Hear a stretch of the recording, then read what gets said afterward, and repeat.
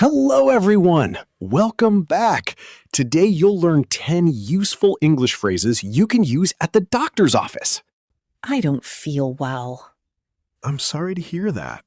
What seems to be the problem? I've been feeling tired since this morning. Let's check your temperature. I have a headache. When did it start? It started last night.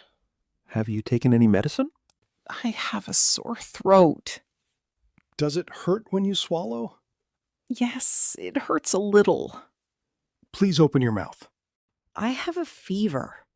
Let's check your temperature. I also feel cold. You should get some rest. It hurts here. Can you point to the pain? It's on my left side. I'll examine that area.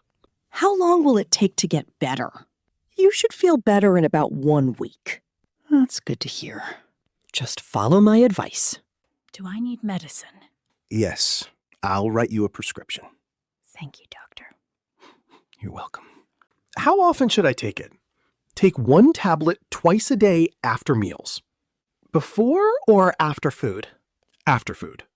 Should I get some rest? Yes, rest for 2 or 3 days.